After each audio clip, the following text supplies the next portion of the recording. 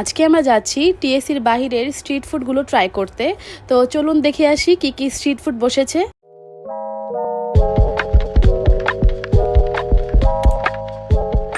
আসসালামু আলাইকুম এভরিওয়ান। এই ফ্রাইডেতে আমাদের কোচিং খুবই তাড়াতাড়ি ছুটি হয়ে যাওয়ার কারণে আমরা তিনজনে মিলে প্ল্যান করি যে টিএসসির বাহিরে যে স্ট্রিট ফুডগুলো বসেছে সেগুলো ট্রাই করতে যাব।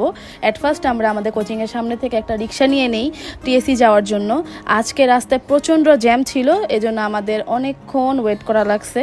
তো ফাইনালি আধা ঘন্টা জ্যামে বসে থাকার পর আমরা শাহবাগের দিকে যাই, সেখান থেকে আমরা টিএসসি আসি। এসেই আগে আমাদের চোখ পড়লো এই ভাজাপোড়ার দিকে। তো মাত্র তারা সব কিছু রেডি করতেছে, ভাজতেছে। তো আমরা ভাবলাম আগে আমরা এই ভাজাপোড়া দিয়েই স্টার্ট করি।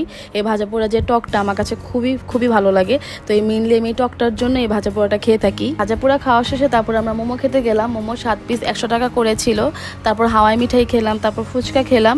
শরৎদি উদ্যানের মেন গেটটা বন্ধ ছিল দেখে আমরা পিছনে গেট দিয়ে যাওয়ার জন্য ট্রাই করতেছিলাম।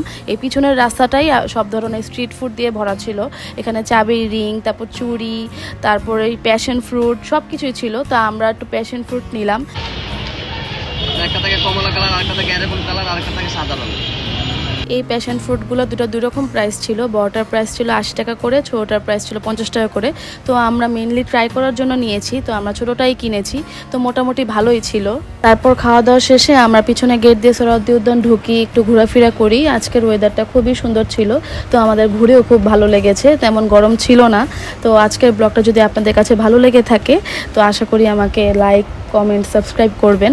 এবং নেক্সট ব্লগে আপনাদের সাথে আবারও দেখা হচ্ছে। তো সবাই ভালো থাকবেন। আল্লাহ হাফেজ।